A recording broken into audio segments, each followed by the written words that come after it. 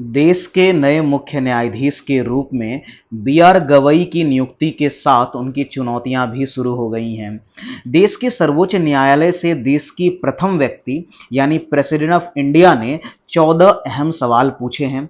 ये सवाल भले ही आपको सुनने में साधारण लग सकता हो, लेकिन इन सवालों की महत्ता का अंदाजा आप इस बात से लगा सकते हैं कि इन सवालों पर आने वाले फैसले देश की संघीय व्यवस्था यानी फेडरल स्ट्रक्चर को चुनौती दे सकता है या कहिए कि उसमें बदलाव कर सकता है।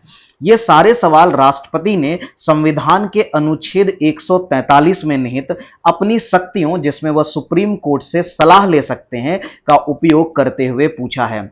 आज के इस वीडियो में हम इन्हीं सवालों को डिस्कस करेंगे, इसके पीछे की पृष्ठभूमि को समझेंगे और यह समझेंगे कि देश के संविधान और शासन व्यवस्था को यह सवाल कैसे प्रभावित करेगा। नमस्कार, मेरा नाम है ज्ञानेश्वर और आप हैं मेरे साथ ज्ञानसूत्र एकेडमी के इस यूट्यूब चैनल पर एक महत्वपूर्ण डिस्कशन के लिए। यह वीडियो आम आदमी के साथ साथ कॉम्पिटिटिव एग्जाम की तैयारी करने वाले बच्चों के लिए भी महत्वपूर्ण होने वाला है, क्योंकि इसमें संविधान से संबंधित कई प्रावधानों की चर्चा की जाएगी। इसलिए वीडियो को अंत तक जरूर देखिएगा। और यदि आप देश विदेश से संबंधित महत्वपूर्ण जानकारी के प्रति इच्छुक हैं और निष्पक्ष रूप से किसी विषय को समझना चाहते हैं, तो आप इस चैनल को भी जरूर सब्सक्राइब कर लीजिएगा। अब इससे पहले मैंने 2 वीडियो के माध्यम से आपको इस विषय में कई जानकारियां दी हैं, जिसका लिंक आपको नीचे डिस्क्रिप्शन में और ऊपर आई बटन में मिल जाएगा।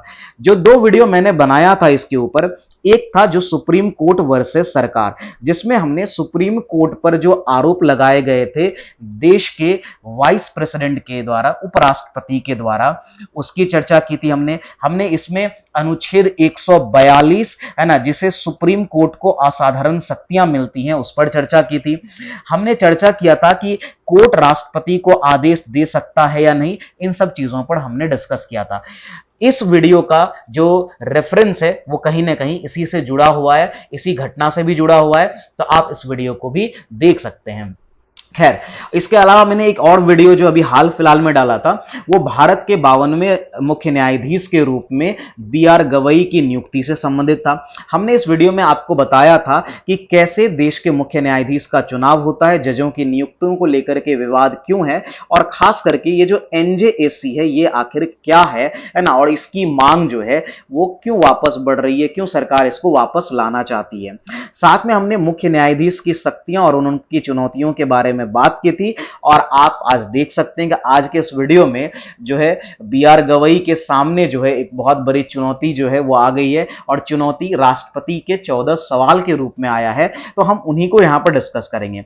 अब देखिए, राष्ट्रपति ने सुप्रीम कोर्ट से आखिर वो 14 सवाल कौन से पूछे हैं, इसको समझते हैं। सबसे पहले हम थोड़ा सा ये समझेंगे कि आखिर इस सवाल को पूछने से संबंधित प्रावधान क्या है। तो देखिए, अगर आप संविधान का अनुच्छेद 143(1) देखेंगे तो इसमें बेसिकली क्या होता है कि राष्ट्रपति के पास जो है अदालत से यानी कि सुप्रीम कोर्ट से परामर्श लेने की शक्ति दी होती है ना।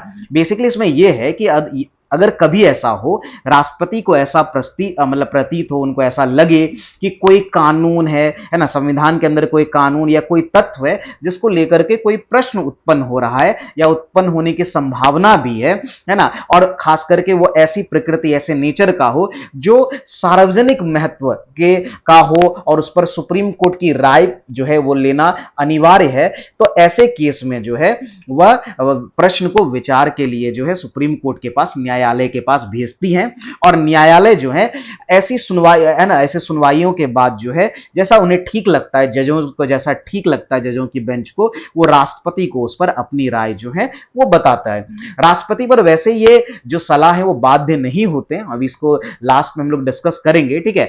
तो ये चीज, ये प्रावधान है बेसिकली जो आर्टिकल 143(1) के तहत मिलता है, जिससे राष्ट्रपति को ये राइट है कि वो सुप्रीम कोर्ट को अप्रोच कर सकते हैं संविधान के शब्दों या उसके कानूनों को लेकर के, उनके तथ्यों को लेकर के। ये बात क्लियर हो रही हो? अच्छा, उससे पहले मैं आपको 1-2 चीजें बता दूं। वैसे तो हमें यहां पर जो राष्ट्रपति द्रौपदी मुर्मू ने सुप्रीम कोर्ट से 14 सवाल पूछे, हम लोग उसको ही डिस्कस करेंगे, लेकिन उससे पहले मैं आपको थोड़ा 1-2 चीजें बता देता हूं, ठीक है, जिसके बाद ये पूरा जो आपका ये जो 14 सवाल है उसको समझना आपके लिए आसान हो जाएगा। और मैं थोड़ा इसका पृष्ठभूमि भी जो है वो आपको बता देता हूं, ठीक है।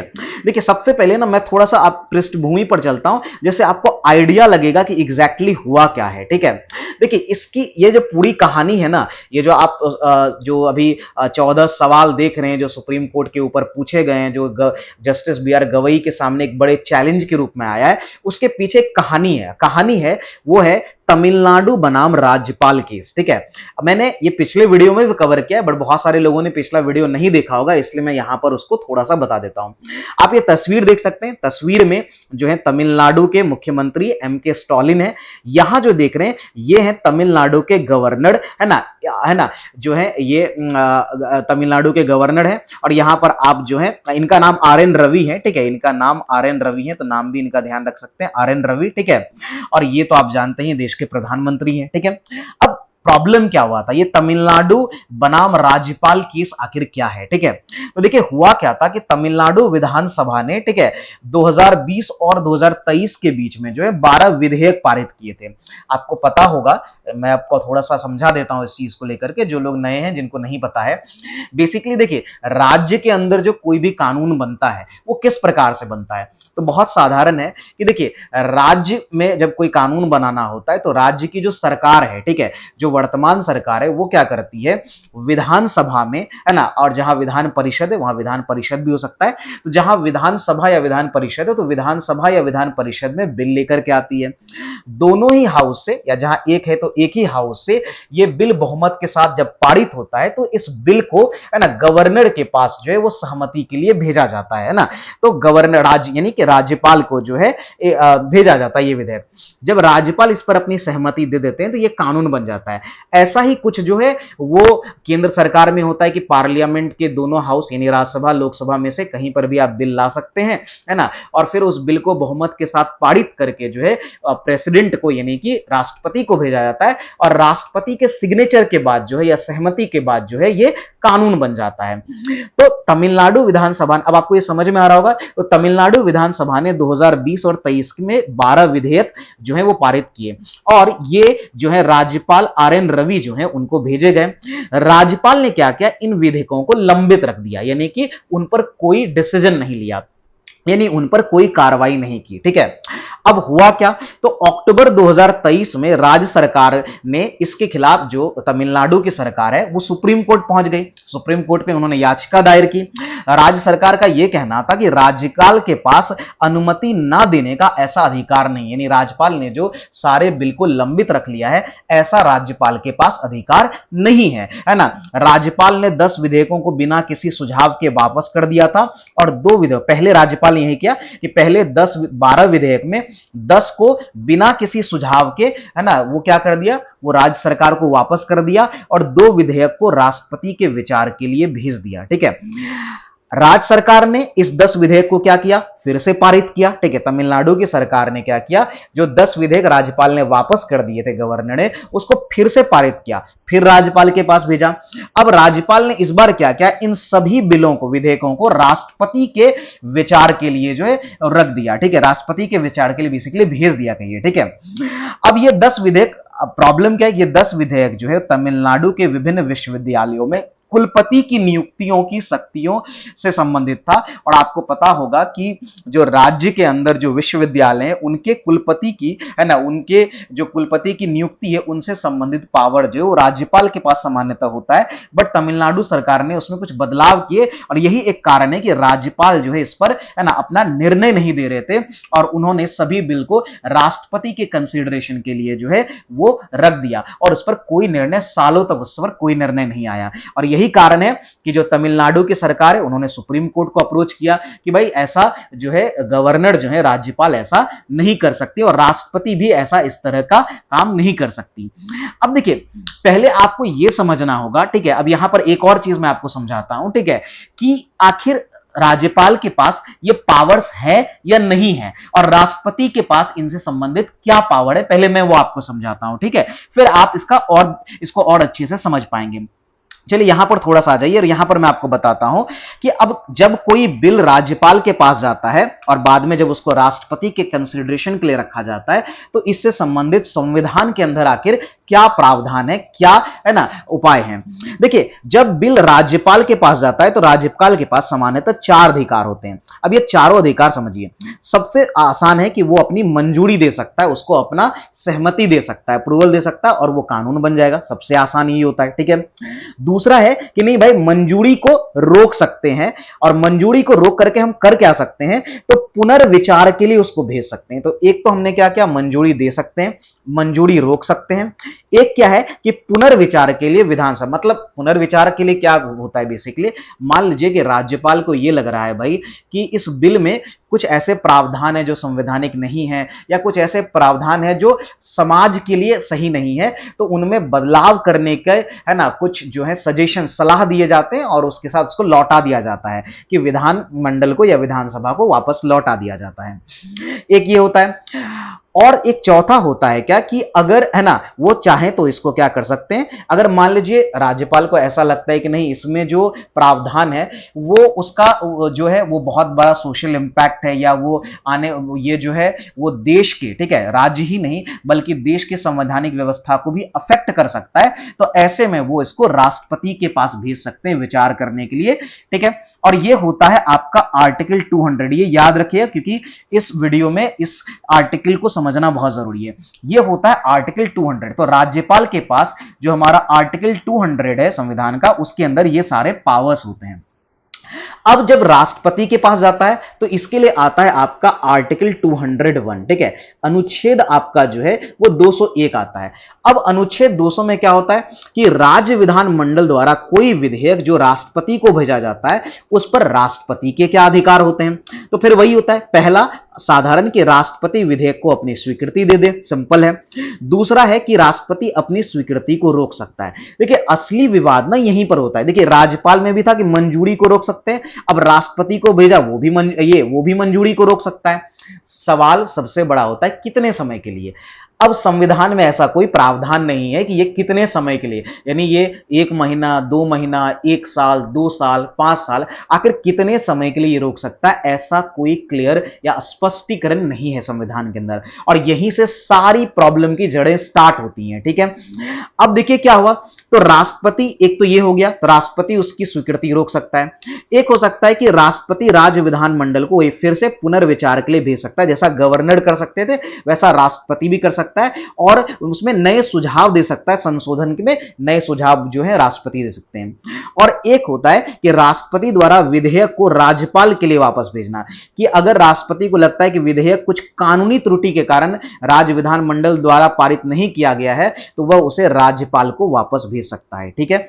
यहां ध्यान रखना यह है कि यदि राष्ट्रपति किसी विधेयक को अपनी स्वीकृति देने से इनकार करता है तो उसे राज्य विधानमंडल द्वारा फिर से पारित नहीं किया जा सकता। यह बहुत इंपॉर्टेंट है। और राज्यपाल के केस में आप एक बात याद रखिएगा कि राज्यपाल जब विधानसभा को पुनर्विचार के लिए कोई बिल भेजता है तो विधानसभा बिल को दोबारा पास कर देती है, तो राज्यपाल मंजूरी नहीं रोक सकते, राज्यपाल को मंजूरी देना पड़ेगा। लेकिन हां, एक वही ऑप्शन था कि वो क्या कर सकते हैं, तो राष्ट्रपति को वापस भेज सकते हैं, ठीक है। और यही जो है तमिलनाडु के केस में हुआ, जब दोबारा तमिलनाडु विधानसभा ने बिल पास करके भेजा तो अब दो ही ऑप्शन था गवर्नर के पास, या तो उनको अपनी सहमति देनी होती या राष्ट्रपति के लिए उसको बिल को रख दिया जाता है, ठीक है, या राष्ट्रपति को विचार के लिए भेज देता, और राष्ट्रपति को विचार के लिए भेज दिया गया, यही हुआ, ठीक है, क्लियर है। अब सवाल है कि सुप्रीम कोर्ट ने क्या कहा। अब यह समझिए सुप्रीम कोर्ट ने क्या किया। सुप्रीम कोर्ट ने क्या कहा, इसको समझने के लिए आपको समझना होगा अनुच्छेद 142। देखिए सारे ही अनुच्छेद बहुत इंपॉर्टेंट है ना, आपके एग्जाम्स के लिए भी और आम जानकारी के लिए भी बहुत इंपॉर्टेंट है, ठीक है।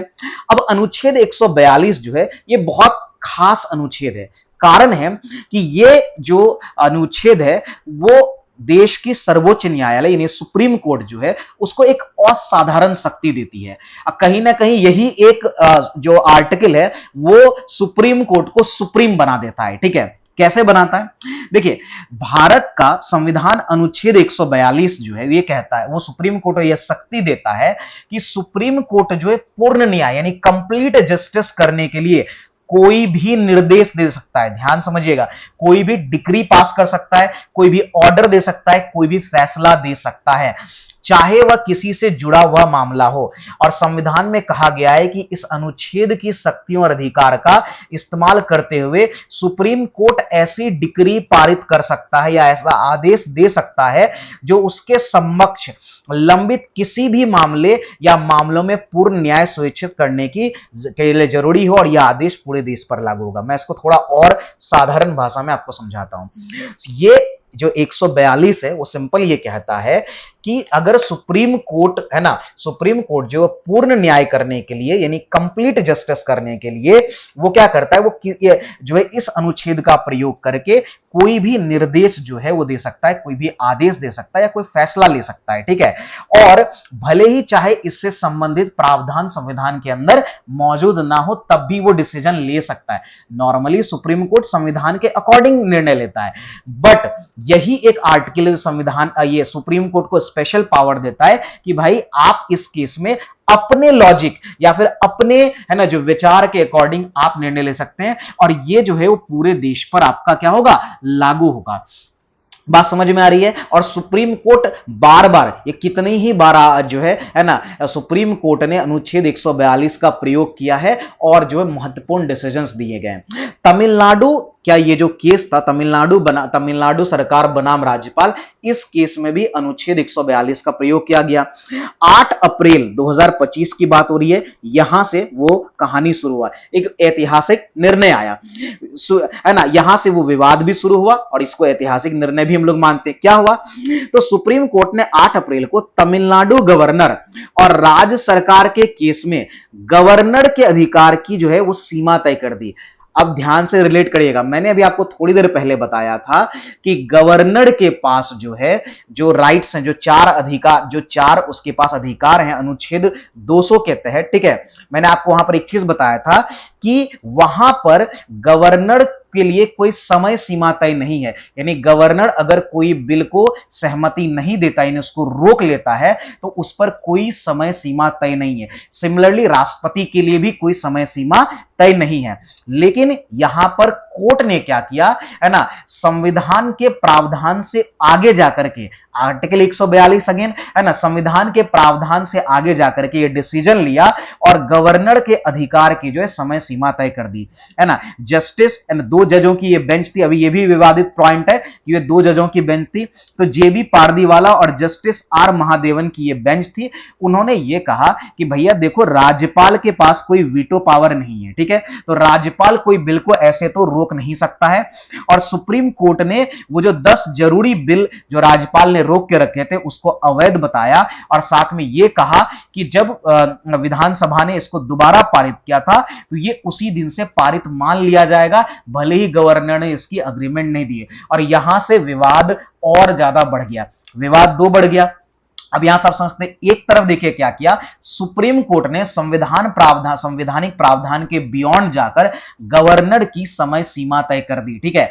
गवर्नर बिल पर जो निर्णय देगा उसको लेकर के एक समय सीमा तय कर दी। अब पहला सवाल यहीं से उठ जाता है कि क्या कोर्ट के पास ऐसे अधिकार हैं? क्या कोर्ट जो है, सुप्रीम कोर्ट जो है वो विधायिका के लिए, ठीक है, इस तरह के या फिर जो कार्यपालिका है उसके संबंधित कानून बना सकता है? क्योंकि कोर्ट का काम कानून बनाना तो है नहीं। देखिए कोर्ट का काम, न्यायालय का काम जो है वो न्याय करना, जस्टिस देना है। न्याय का काम जो है वो कानूनों की समीक्षा करना है। जो न्यायालय का काम है वो संविधान को इंटरप्रेट करना है, बट लेकिन कानून बनाना नहीं है, है ना। कानून बनाने का काम विधायिका का है, कानून को एग्जीक्यूट करने का काम कार्यपालिका का है। ये बात हम लोग अच्छी तरीके से जानते हैं। तो सुप्रीम कोर्ट ने यहां पर यह डिसीजन लिया।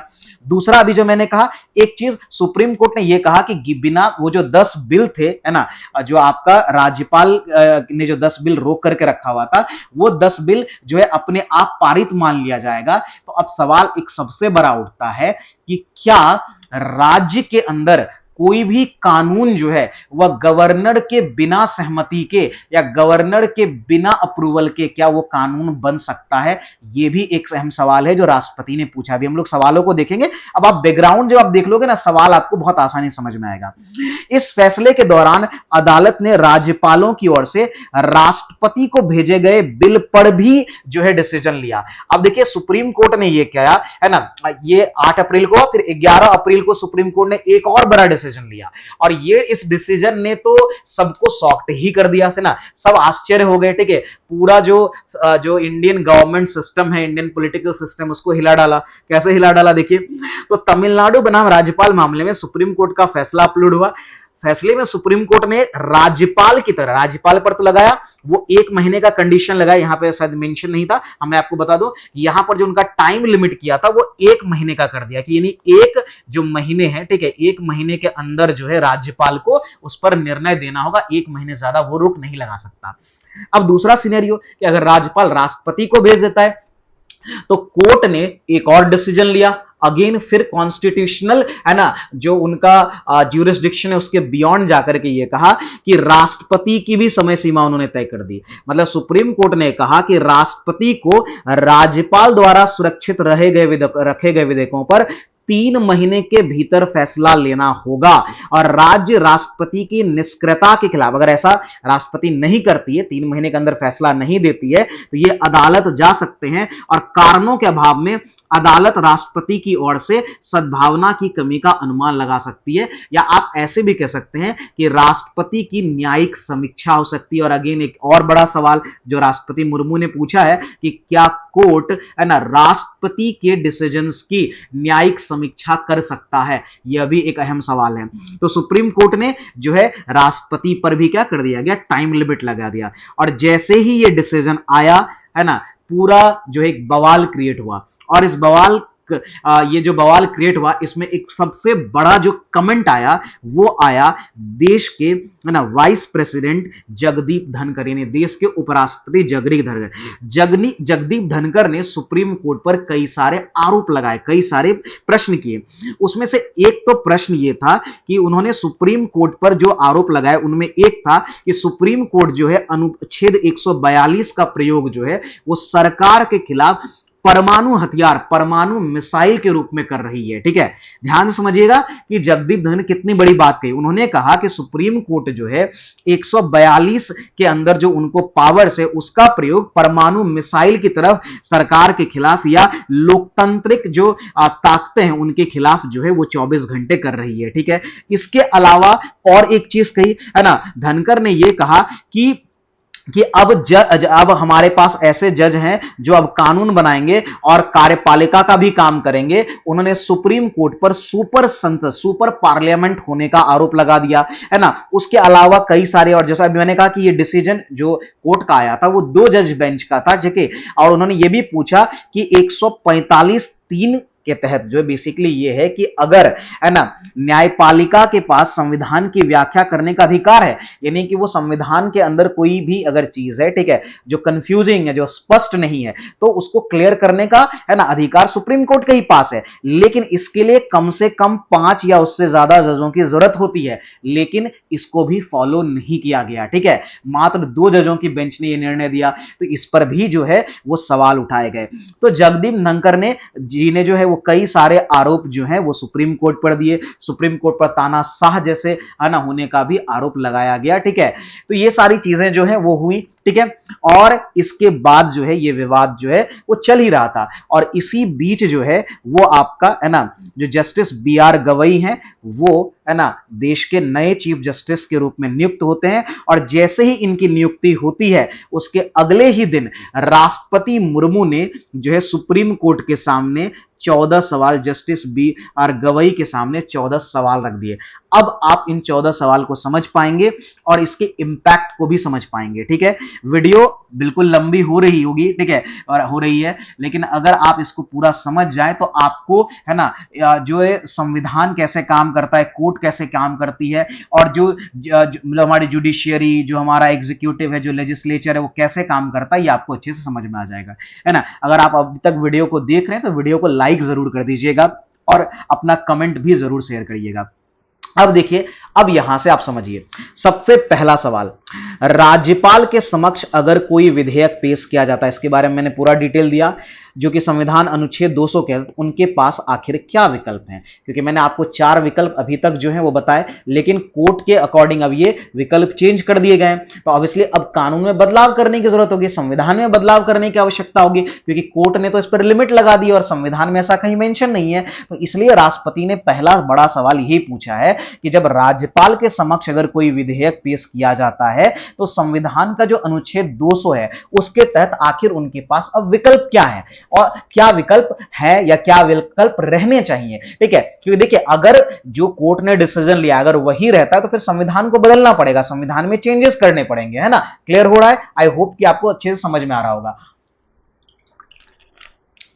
अब दूसरा सवाल उन्होंने पूछा कि क्या राज्यपाल इन विकल्पों पर, अगर जो भी विकल्प हैं, क्या उन विकल्पों पर राज्यपाल मंत्री परिषद की सलाह से बंधे हुए हैं, यानी जो मंत्री परिषद यानी जो काउंसिल ऑफ मिनिस्टर है वो जो एडवाइस करेगा, क्या वो है ना बाइंडिंग है इन पर राज्यपाल है कि राज्यपाल को वो मानना ही पड़ेगा, क्या ऐसा है? ठीक है, क्या अनुच्छेद 200 के तहत राज्यपाल द्वारा लिए गए फैसलों की जो न्यायिक समीक्षा जुडिशियल रिव्यू हो सकती है, इस पर भी राष्ट्रपति ने सवाल किया है। और सवाल क्या है, एक अनुच्छेद 361 को लेकर के सवाल है। यह सवाल है कि राज्यपाल द्वारा जो अनुच्छेद 200 के तहत लिए गए फैसलों पर न्यायिक समीक्षा को पूरी तरह से रोका जा सकता है। कहने का यह मतलब है, एक तरफ उन्होंने पूछा कि क्या यह न्यायिक समीक्षा हो सकती है या फिर इसके संबंधित न्यायिक समीक्षा को पूरी तरीके से रोका जा सकता है, क्या हो सकता है यह सुप्रीम कोर्ट से। देखिए यह सवाल जो है वो सुप्रीम कोर्ट से सलाह लेने के लिए मांगे हैं, यानी सुप्रीम कोर्ट इस पर अपना सलाह देगा क्या होना चाहिए, फिर इसके अकॉर्डिंग जो है वो कानून, अगर जो है ये पार्लियामेंट अगर सुप्रीम कोर्ट के सजेशन से राष्ट्रपति और पार्लियामेंट सहमत होती है तो फिर कानून बनेंगे, यानी संविधान में बदलाव भी आपको देखने को मिलेंगे। आगे पूछा कि क्या अदालतें राज्यपाल द्वारा अनुच्छेद 200 के तहत लिए गए फैसलों की समय सीमा तय कर सकते हैं, जो कि सुप्रीम कोर्ट ने कर दिया है। इस पर भी सवाल पूछा कि क्या आप ऐसा कर सकते हैं, जबकि संविधान में तो ऐसी कोई समय सीमा तय की ही नहीं गई है। ठीक है, समझ में आ रहा होगा अब आपको अच्छे से। फिर एक पूछा, अब 201 से पूछा जिसमें राष्ट्रपति के पास पावर है कि 201 के तहत राष्ट्रपति द्वारा लिए गए फैसलों की भी समीक्षा हो सकती है कि राष्ट्रपति ने जो निर्णय, क्योंकि देखिए अभी सुप्रीम कोर्ट का मैंने अभी जो आपको बताया कि जो ऑर्डर आया उसमें यह कहा गया था कि राष्ट्रपति अगर 3 महीने के अंदर डिसीजन नहीं लेती है तो राष्ट्रपति के फैसलों की भी समीक्षा की जाएगी, अगर है ना राज्य सरकार सुप्रीम कोर्ट को अप्रोच करता है तो। क्या अदालतें 201 के तहत राष्ट्रपति द्वारा फैसला लेने की समय सीमा जो कि 3 महीने तय कर दी, क्या अदालत ऐसा कर सकती है, यह सुप्रीम कोर्ट से पूछा गया है। अगर राज्यपाल ने विधेयक, सवाल नंबर 8 जो आपका है कि राज्यपाल ने विधेयक को फैसले के लिए सुरक्षित रख लिया है, मान लीजिए कि राज्यपाल ने विधेयक को फैसले के लिए सुरक्षित रखा है, तो क्या अनुच्छेद 143 के तहत सुप्रीम कोर्ट को मतलब ये राज्यपाल को सुप्रीम कोर्ट की सलाह लेनी चाहिए। यहां पर एक सवाल ये है कि अगर मान लीजिए कि राज्यपाल ने विधेयक को सुरक्षित रख दिया है तो क्या अब राज्यपाल को सुप्रीम कोर्ट से सलाह लेना होगा अनुच्छेद 143 के तहत।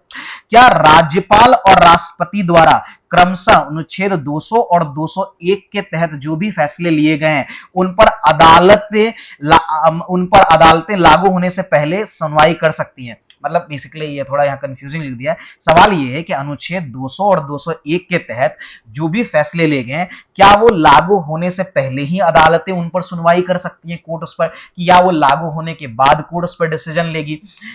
क्योंकि नॉर्मली ऐसा होता है कि ये लागू होने के बाद कोर्ट इस पर डिसीजन लेती है, तो क्या वो पहले ले सकती है, ये सवाल पूछा है। क्या सुप्रीम कोर्ट अनुच्छेद 142 है, मैंने बताया था ये बहुत विवादित है, के द्वारा राष्ट्रपति और राज्यपाल की संवैधानिक शक्तियों में बदलाव कर सकता है। बहुत अहम सवाल, वेरी वेरी इंपॉर्टेंट, कि जो अनुच्छेद 142 है, एक तरफ देखिए जो राष्ट्रपति और राज्यपाल हैं वो एक संवैधानिक निकाय है, ठीक है, ये संवैधानिक पोजीशन है, ठीक है, संविधान में उनके बारे में है ना लिखा गया है, उनके पावर्स के बारे में लिखा गया है। तो क्या सुप्रीम कोर्ट अनुच्छेद 142 के तहत राष्ट्रपति और राज्यपाल की संवैधानिक शक्तियों में बदलाव कर सकता है, क्या ऐसा सुप्रीम कोर्ट के पास पावर है, यह बहुत अहम सवाल है। फिर क्या अनुच्छेद 200 के तहत राज्यपाल की मंजूरी के बिना राज्य सरकार कानून लागू कर सकती है, जो अभी तमिलनाडु में हुआ सुप्रीम कोर्ट के डिसीजन के बाद कि राज्यपाल की बिना अनुमति के ही कानून लागू हो गया, तो क्या ऐसा हो सकता है। फिर अगर ऐसा हो सकता है तो फिर सवाल ये होगा कि राज्यपाल की भूमिका फिर क्या रही, राज्यपाल का फिर क्या रोल रह गया। ठीक है, फिर अगला सवाल है, क्या सुप्रीम कोर्ट की कोई भी बेंच अनुच्छेद 145 मैंने आपको पीछे बताया था के तहत संविधान की व्याख्या से जुड़े मामलों को सुप्रीम कोर्ट की 5 जजों की बेंच को भेजने पर फैसला कर सकती है? ये ध्यान रखिए। अभी देखिए ये बहुत जरूरी चीज है। एक सवाल ये भी पूछा है, उपराष्ट्रपति जो जयदीप धनखड़ है उन्होंने भी इस पर सवाल खड़ा किया था कि जो संविधान का अनुच्छेद 145(3) है वो ये कहता है कि सुप्रीम कोर्ट जो है वो संविधान की व्याख्या से जुड़े जो भी मामले हैं उसको एक 5 जज बेंच के द्वारा, मतलब उसमें कम से कम एक 5 जज बेंच होना चाहिए जो ये व्याख्या करेगा। लेकिन इस केस में ऐसा नहीं हुआ था। मैंने आपको दिखाया था कि जस्टिस है ना जो पारदी वाला है, ठीक है, और एक जस्टिस, यानी 2 ही जजों की बेंच थी जिसने ये डिसीजन लिया था। तो क्या इन मतलब ये जो संविधान की व्याख्या से जुड़े मामले हैं उसको 5 जजों की बेंच या उससे ज्यादा के जजों की बेंच को भेजा जाएगा, है ना, ये सवाल। जो 13वां है, क्या सुप्रीम कोर्ट ऐसे निर्देश या आदेश दे सकता है जो संविधान या वर्तमान कानून से मेल नहीं खाता हो? और उन्हीं अनुच्छेद 142 के तहत सुप्रीम कोर्ट ऐसा कई बार कर चुकी है। तो ये भी एक अहम सवाल है। और अंतिम सवाल, क्या अनुच्छेद 131 के तहत संविधान इसकी इजाजत देता है कि केंद्र और राज्य सरकार के बीच विवाद सिर्फ सुप्रीम कोर्ट ही सुलझा सकता है? क्या ऐसा पावर जो है वो सुप्रीम कोर्ट के पास है? ये भी बहुत अहम सवाल है। तो ये जो आप 14 सवाल यहां पर देख रहे हैं ये बहुत अहम है। अब मैं आपको समझाता हूं कि इसका इंपैक्ट कितना ज्यादा होने वाला है। चलिए हम लोग इसके प्रभाव और इसके इंपैक्ट को अच्छे से समझ लेते हैं। आई होप कि सवाल क्लियर होगा। अगर आपको किसी सवाल से संबंधित कोई कंफ्यूजन है तो आप कमेंट बॉक्स में जरूर पूछिए, मैं आपको आंसर करूंगा। देखिए पहले इंपैक्ट से पहले एक चीज बस समझ लीजिए कि राष्ट्रपति ने सुप्रीम कोर्ट से राय मांगी है और क्या इसके मायने हैं। देखिए मैंने आपको थोड़ी देर पहले बताया कि सुप्रीम कोर्ट के राष्ट्रपति के पास तो खैर ये अधिकार है कि वो सुप्रीम कोर्ट से राय ले सकता है। राय क्यों जरूरी है? देखिए अभी राय इसलिए है कि इस मसले पर कानून बन जाए, क्योंकि देखिए अभी स्पष्ट कोई कानून नहीं है। जो प्रॉब्लम शुरू हुई क्योंकि वो स्पष्ट कानून नहीं है। अब सुप्रीम कोर्ट ने इस पर निर्णय ले दिया तो आखिर क्या इस पर कानून बनाया जाएगा या नहीं? अगर कानून बनाया जाएगा तो फिर किस तरीके से इस पर काम होगा, ठीक है।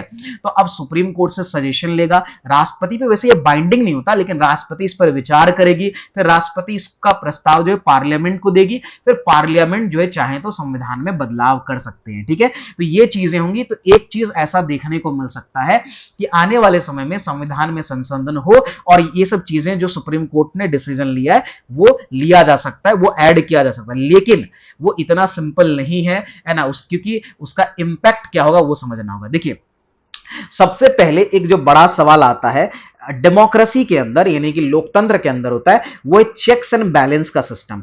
हमारे यहां जो हमारे गवर्नमेंट के अंदर आपको पता है कि 3 जो है ऑर्गन होता है, जिसको न्यायपालिका जुडिशियरी है ना, विधायिका यानी लेजिस्लेचर, और एग्जीक्यूटिव जिसको कार्यपालिका कहते हैं। ये 3 जो है ऑर्गन्स होते हैं और इन तीनों ऑर्गन्स को इस तरह से बनाया या डिजाइन किया गया है कि ये अपने पावर को परफॉर्म करते हुए एक दूसरे को चेक्स एंड बैलेंस कर सकते हैं, ठीक है। बात समझ में आ रही? यानी एक दूसरे के लिए गए फैसलों की जांच पड़ताल जो है वो कर सकता है, ठीक है, और सजेस्ट कर सकता है।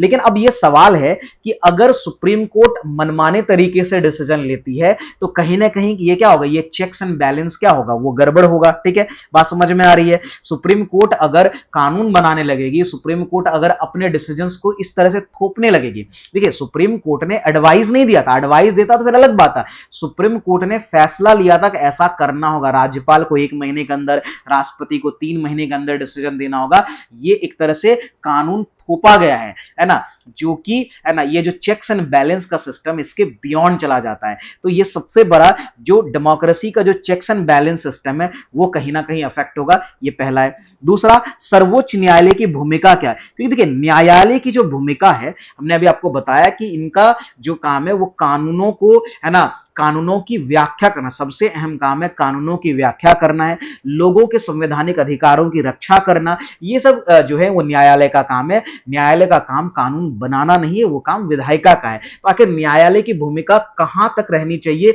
ये भी एक बहुत बड़ा जो है वो चेंजेस हो सकता है, डिसीजन हो सकता है, ठीक है। आखिर अनुच्छेद 142 में जो पावर है, आखिर उसकी क्या लिमिटेशंस, क्या उस पर कोई लिमिटेशन नहीं होना चाहिए, ये सब चीजें आपको चेंजेस देखने को मिलेंगी। एक जो सबसे बड़ा सवाल आता है कि जब कोर्ट इस तरह से डिसीजन देगी, ठीक है ना, या फिर जो गवर्नर इस तरह से बिल को होल्ड करके सालों रख लेगी, तो लोकतंत्र के अंदर जो चुनी हुई सरकार है उनके द्वारा बनाए गए कानून की सर्वोच्चता फिर क्या रही। देखिए, हमें पता है कि यहां इस देश का संविधान हो या इस देश की सरकार हो, उसको पावर कहां से मिलता है? वो मिलता है पीपल से, जनता से, वो मिलता है जनता। अब जनता के द्वारा चुनी हुई सरकार अगर कोई कानून बनाती है और राष्ट्रपति या जो है राज्यपाल है या फिर इवन न्यायपालिका है, अगर उसके बनाए हुए कानूनों को इस तरह से खारिज कर देगी या इस तरह से रोक देगी, तो फिर उसकी सर्वोच्चता कहां रह जाएगी, ठीक है। उस पर भी एक सवाल खड़ा हो जाता है, ठीक है। फिर अब यहां पर आ जाता है कि अगर मान लीजिए कोर्ट ने जो डिसीजन दिया, मान लीजिए अगर वो डिसीजन लागू किए जाते हैं, संविधान में बदलाव किया जाता है, तो फिर एक बड़ा चेंजेस होगा कि आखिर राज्यपाल और राष्ट्रपति की जो भूमिका है, उनकी जो शक्तियां हैं, वो आखिर किस तरह की रहे। फिर राज्य के अंदर अगर मान लीजिए राज्यपाल के बिना सहमति के ही कानून अगर बन सकता है, तो फिर राज्यपाल का कोई रोल कहां रहा, राज्यपाल की भूमिका फिर रही ही क्या, ठीक है। तो राज्यपाल और राष्ट्रपति की भूमिका और उनकी शक्तियां भी एक बहुत बड़ा जो है वो कंसर्न बना हुआ है, ठीक है। और जब इस पर डिसीजन आएगा तो ये उन सब चीजों को प्रभावित करेगा, ठीक है।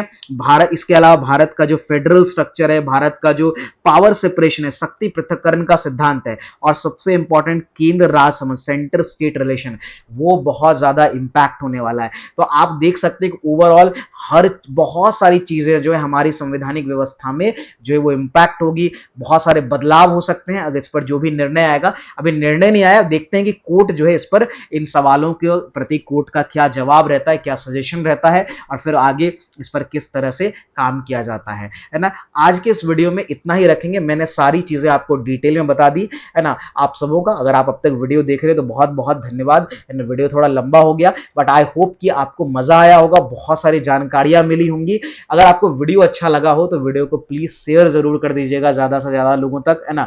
और मैं जितना एफर्ट और जितना मेहनत मैं कर रहा हूं इस चीजों को समझाने में, आई होप कि मुझे उसका रिवॉर्ड मिले, ठीक है। आज के लिए इतना ही रखते हैं। जय हिंद। आप लोग अच्छे से रहिए और देश दुनिया की जानकारी को जो है निष्पक्ष रूप से इकट्ठा करिए, ताकि आपकी समझदारी बढ़े और आप आने वाले जनरेशंस को जो है अच्छी चीजें बता सकें। आज की इस वीडियो में इतना ही। जय हिंद, धन्यवाद।